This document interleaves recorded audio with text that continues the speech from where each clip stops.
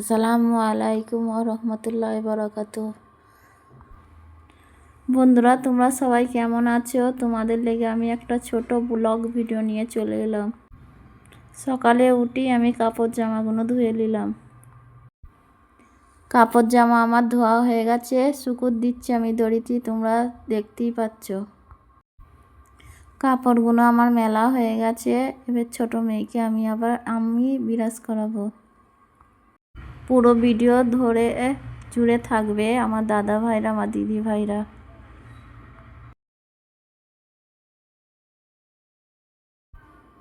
দেখো আমার মেয়ে বিরাজ করছে, মুখ ধোয়া হয়ে গেলে এবার নাস্তা করবে।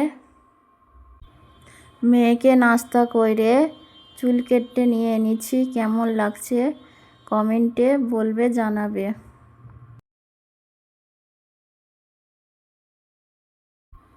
যখন আমার মেয়ে চুল কাটছে ওই ভিডিওটাই তোমাদের কাছে একটুখানি তুলে ধরলাম, দেখো।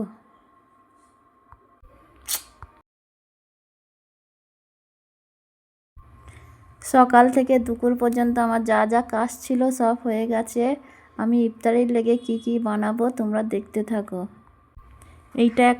এইখানে ডালপুরি পিঠে, এইখানের এইটা ফেমাস জিনিস পিঠে। ডালগুলো আমি পিঠের ভেতরে ভরে নিয়েছি, কেমন লাগছে দেখো, সুন্দর সুন্দর। বেলা হয়ে গেছে আমার সব কটা, এবার আমি ভাজবো। তেল এইখানে আমার গরম হয়ে গেছে, সব কটা আমি ভেজে নেব। সব কটা আমি এইভাবেই ভেজে নেব কড়কড়ে করে।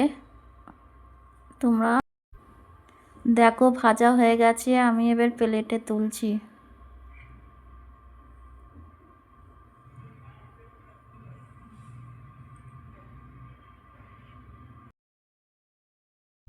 দেখো বন্ধুরা, সব কটা আমার ভাজা হয়ে গেছে।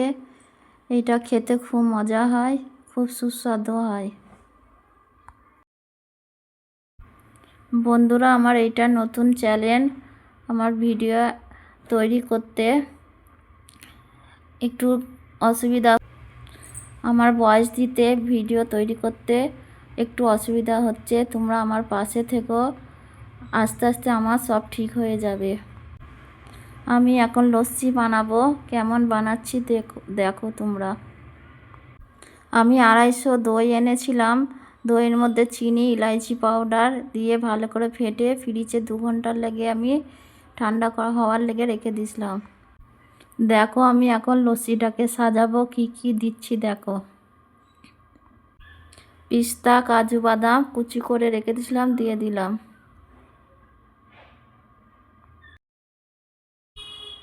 এবার আমি খেজুরগুলো দেবো, কুচে রেখেছিলাম খেজুরগুলো দিয়ে দিলাম।